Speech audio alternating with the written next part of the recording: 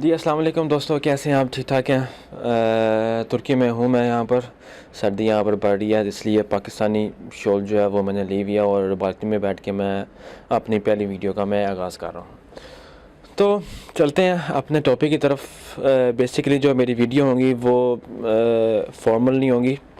यही ऐसी जगह पे बैठ के मैं आपको वीडियो बनाऊँगा और जो इन्फॉर्मेशन है वो मैं आपसे मैं शेयर करता रहूँगा। तो बात करते हैं इन्वेस्टमेंट के हवाले से। सबसे पहले हमारा टॉपिक, तुर्की में जो लोग हैं पाकिस्तान से हैं और दूसरे कंट्री से जो पाकिस्तानी वहाँ पर रह रहे हैं, आजकल इन्वेस्टमेंट के लिए बहुत आना चाह रहे हैं और आ रहे हैं और इन्वेस्टमेंट ले भी रहे हैं। किसी को फ़ायदा भी हो रहा है और कोई ब्रेक इवन पे चल रहे हैं। तो इस हवाले से हम इस पे बात करेंगे कि इन्वेस्टमेंट कहाँ की जाए, किस तरह की जाए, किस चीज़ों को देख के की जाए और कौन कौन से इलाके ऐसे हैं कि जहाँ पर इन्वेस्टमेंट करें तो आपको एप्रिसिएशन मिल सकती है। तो बेसिकली पहले तो बात आप ये कहेंगे कि इस्तांबुल में आप कहीं पर भी इन्वेस्टमेंट कर लें आपको एप्रिसिएशन मिलनी ही मिलनी है।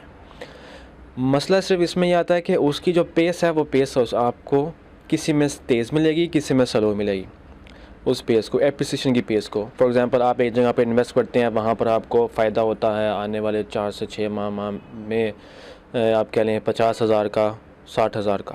कहीं ऐसी जगह आप इन्वेस्टमेंट करते हैं वहाँ पर आपको एप्रिसिएशन होगी, आप कह लें कि एक माह में 50,000 60,000 की आपको एप्रिसिएशन आपको मिल सकती है। तो इसको माइंड में रखना पड़ता है। बेसिकली इस्तांबुल की जो आबादी है ना, जो गुंजानबाद आबादी है, वो है E5, जो कि आप कह लें कि इनकी जो मेन लाइन है, आप गूगल पे आप सर्च करेंगे E5 इस्तांबुल तो आपको आइडिया हो जाएगा, वहाँ पर फैली हुई है। और उस एरिया की जो प्रॉपर्टीज़ हैं वो अभी हाई राइज पे हैं, उनकी प्राइसेस वगैरह। मसलन आप ये कह लें कि 2 साल से पहले जो प्रॉपर्टी 3,70,000 4 लाख लीरा की थी, वो आज 1.2 1.3 मिलियन की हो चुकी हुई है। मतलब आप कह लें कि 2 टाइम्स डबल हो चुकी हुई है उसकी प्राइसेस। और आगे भी ज़ाहिर बात है कि एप्रिसिएशन उसकी होनी है, आगे भी वो प्राइसेस वगैरह बढ़ती रहेंगी। अब बात करते हैं कुछ ऐसे इलाके में जहाँ पर आपका मेट्रो की एक्सेस नहीं होती, मिडिल का एरिया आप कह लें। फॉर एग्ज़ाम्पल मैं आपको एक एग्ज़ाम्पल दूँ कि आपको सबको पता होगा, जो भी यहाँ पर आता है उनको सर्च करते हैं तो उनको बेलिकदुज़ु, एसेंयुट एविजलार का नाम तो पहले ही पता होता है, उस नाम से वो होते हैं फेमिलियर वगैरह। बेलिकदुज़ु की आप बात करें तो मैं ये देखता हूँ कि एप्रिसिएशन जो है वो कुछ चंद चीज़ों पे डिटरमिन करती है। फर्स्ट, कि जहाँ पर आप प्रॉपर्टी ले रहे हैं उसके सराउंडिंग में क्या चीज़ है। फॉर एग्ज़ाम्पल आप ये कह लें कि जहाँ पर आप कोई अपार्टमेंट ले रहे हैं उसके पास कोई अगर नया रोड बन रहा है और जो वो नया रोड जो है वो कनेक्ट कर रहा है आपके मेन ट्रांसपोर्टेशन लाइन की तरफ से, तो आप फिर समझ सकते हैं कि आपने जो इन्वेस्टमेंट जहाँ पर आप कर रहे हैं वहाँ पर आपको एप्रिसिएशन आपको अच्छी खासी मिल सकेगी। यहाँ पर एप्रिसिएशन डिपेंड करती है कुछ फैक्टर्स पे।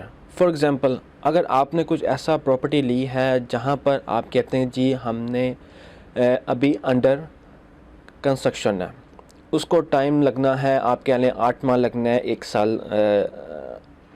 लगना है, तो उस प्रोजेक्ट के बनने तक आपको थोड़ी बहुत एप्रिसिएशन आपको मिलती रहेगी। फॉर एग्ज़ाम्पल आप लगा लें 20,000 महीने में, आप लगा लें 30,000 आप लगा लें महीने में, आपको मिलती रहेगी आहिस्ता आहिस्ता करके थोड़ी बहुत।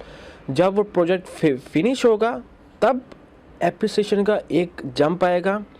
और अगर आपका कोई अपार्टमेंट मेट्रो के पास, मेट्रो लाइन के पास, मेट्रो बस लाइन के पास है, तो जब वो कोई मेट्रो लाइन फिनिश होगी तो उसके पास एक और जंप आएगा। उसके बाद जंप आने के बाद आपको फिर अपनी एप्रिसिएशन में जंप लाने के लिए आपको वेट करना पड़ेगा पूरे 4 से 5 साल। वो क्यों? फॉर एग्ज़ाम्पल आप ये देख लें कि अगर आप कहते हैं कि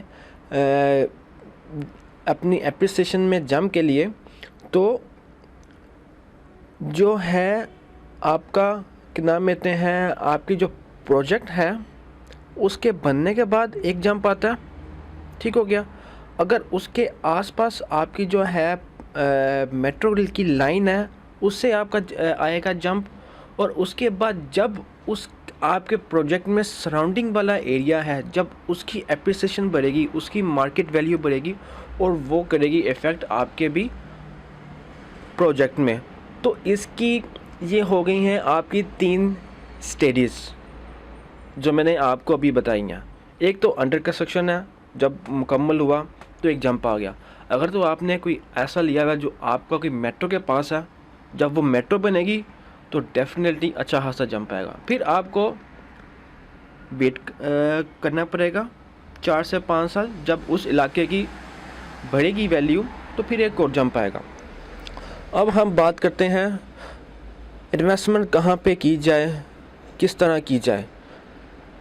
जो आपका कहते हैं एसनुत वाला इलाका, जो कि अभी बहुत ही हॉट टॉपिक है यहाँ पर चला हुआ इस्तांबुल में, एसनुत में इन्वेस्टमेंट की जाए ना की जाए, क्या किया जाए। देखें, कोई भी यहाँ पर डिस्ट्रिक्ट है वहाँ पर आपको अच्छा एरिया भी मिलेगा और बुरे से बुरा भी आपको एरिया मिलेगा, कहीं पर भी आप चले जाएं। ये मैंने 4 साल में यहाँ पर मैंने ऑब्ज़र्व किया। अच्छे एरिया के बिल्कुल साथ कोई मिडल लाइन का भी एरिया आपको नज़र आएगा। तो आपने बचना है कि मिडिल लाइन वाले जो एरिया में इन्वेस्टमेंट करने से आपने बचना है, और जो आपको प्रोजेक्ट्स में मिले अपार्टमेंट उसको आप करें प्रेफर। देखें, फॉर एग्ज़ाम्पल अगर आपने कोई अपार्टमेंट ले लिया है एक बिल्डिंग में, अब आप उसको बेचने जाएंगे। जब आप उसको बेचेंगे तो यकीन जाने फॉरेनर्स जो है वही आपकी टारगेट मार्केट होगी बेचने के लिए। जो कि लोकल टारगेट मार्केट को आप करेंगे वो आपको इतनी एप्रिसिएशन आपको कमाने बिल्कुल नहीं देगा, क्योंकि उसको मार्केट का आइडिया है और जिस जगह आपने प्रॉपर्टी ली है उसको भी पता है कि इस जगह की हिस्ट्री क्या है और यहाँ पर क्या होता है, उसको माइंड में रख के वो चलेगा। आप ये देखें कि आपका जो टारगेट मार्केट होगा वो होगा फॉरेनर्स। अब 2 अपार्टमेंट है, अब 2 ऐसे अपार्टमेंट है। एक अपार्टमेंट है जो कि पूरे प्रोजेक्ट में है, जिसके अंदर स्विमिंग पूल है, फिटनेस है, gym, Suhana, what ever so. अब एक ऐसा अपार्टमेंट है जिसके अंदर आप ये कह दें कि क्या नाम लेते हैं, कुछ भी नहीं है, सिर्फ एक बिल्डिंग है, बिल्डिंग में एक अपार्टमेंट है और वहाँ पर जाके आपने ख़रीदना है।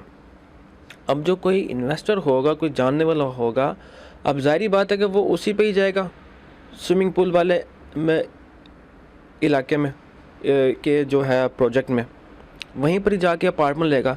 क्योंकि अगर वो आगे जब बेचने जाएगा तो उसको आसानी से बिकेगा। ये चीज़ें होती हैं वैल्यू एडिशन। कहीं पर भी आप जाके अपार्टमेंट लेते हैं, ये आपके वैल्यू को ऐड ऑन करता है। आप एक लोकल बिल्डिंग में ले रहे हैं, उसके पास क्या इलाका है, क्या एरिया है जो आपके अपार्टमेंट की प्राइस को ऐड ऑन करे बनिस्बत उसके जहाँ पर आपका स्विमिंग पूल एरिया, सब चीज़ें एक प्रोजेक्ट के अंदर मौजूद है। हाँ, अब आ जाते हैं इस पे बात कि अगर आप कोई ऐसा घर लेते हैं यहाँ पर जो कि बिल्कुल ट्रांसपोर्टेशन फैसिलिटी के पास है। Transportation facility means metro bus, metro line, tram उसके पास है, तो फिर आप सेफ साइड पे खेल रहे हैं। फिर आप उसके पास रहते हुए किसी में भी आप इन्वेस्टमेंट कर दें, वो आने वाले टाइम में आपको फ़ायदा दे के ही जाएगी। फॉर एग्ज़ाम्पल मैं आपको एक एग्ज़ाम्पल बताता हूँ। एक हमारा कोई जानने वाला था, आया था, तो उसने इन्वेस्टमेंट की एसनुत वाले इलाके में। कुछ ऐसा इलाका था कि आप समझ लें कि वहाँ पर तो अच्छे तर्क तो कभी भी ना जाएं। सीरियन का इलाका, आसपास सीरियन लोग वहाँ पर रह रहे हैं, और वहाँ पर आप कह लें कि फॉरेनर्स लोग वगैरह जो भी हैं वहाँ पर रह रहे हैं। तो वहाँ पर उन्होंने इन्वेस्टमेंट की। इन्वेस्टमेंट करने के बाद उन्होंने 2,25,000 का लिया। 2,25,000 लेने के बाद ठीक 4 महीने बाद उनको काम पड़ गया, किसी सिलसिले में उनको जाना पड़ा अपने मुल्क। पाकिस्तानी थे भाई हमारे।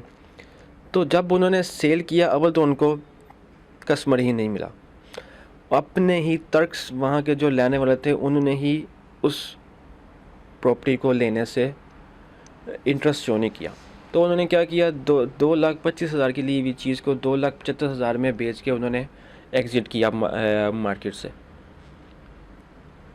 तो इस चीज़ पे मैं आपको कहना चाह रहा हूँ कि जब भी आप प्रॉपर्टी में इन्वेस्टमेंट वगैरह करें तो इस चीज़ को आप अपने माइंड में रखें कि जगह का इंतखाब कहाँ पर आप ले रहे हैं प्रॉपर्टी, और उसके आसपास का इलाका क्या है, उसको भी आप माइंड में रख के आप इन्वेस्टमेंट करें।